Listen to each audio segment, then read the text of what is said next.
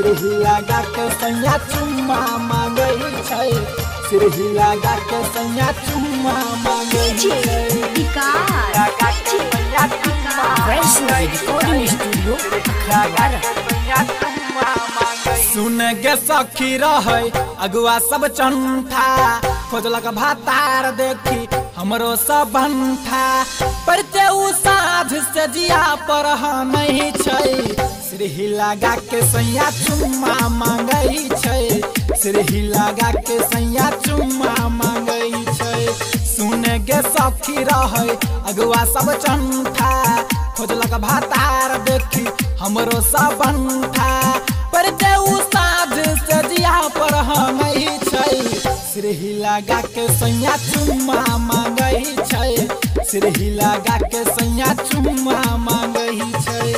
सिरही लगा के सैया चुम्मा मांगै छै सिरही लगा के सैया चुम्मा मांगै छै म्यूजिक बाय नेहा नौनित राजा। जहिया से शादी भेलै जरलै कपार गे हम छिए 5 हाथ दुइये छै भातार गे दुइये छै भातार गे दुइये छै भातार गे सखी गे जहिया से शादी भेलै जरलै कपार गे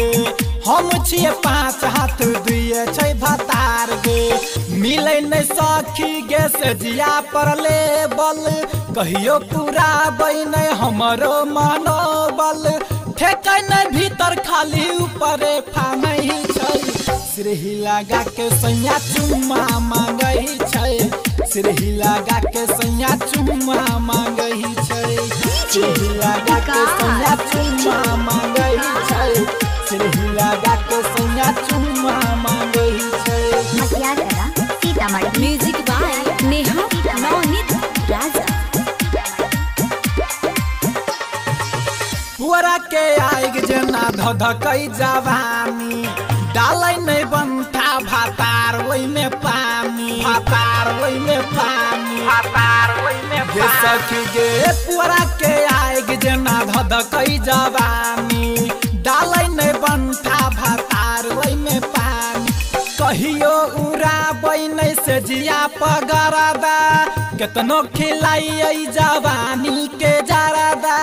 झुमका कनवाली सब ओहिना कनै छै सिरही लगा के सैया चुम्मा मांगै छै सिरही लगा के सैया चुम्मा मांगै छै सिरही लगा के सैया चुम्मा मांगै छै सिरही लगा के सैया चुम्मा मांगै छै म्यूजिक बाय नेहा नौनित राजा। मन होइया अगुआ के पढ़ी खूबे गहारी बरबा कलोल छै गे बलराम बिहारी बलराम बिहारी बलराम बिहारी बीके राजा के मन होइया पढ़ी गारी बरबा कलोल छै गे बलराम बिहारी जिंदगी खराब केलक सुजित अनिल गे नवनीत राजा राम टहल से मिल के नंदू मुकेश बात सबटा जनहि छै सिरही लगा के सैया चुम्मा मांगै छै सिरही लगा के सैया चुम्मा मांगै छै वैष्णवी रिकॉर्डिंग स्टूडियो अखतवारा।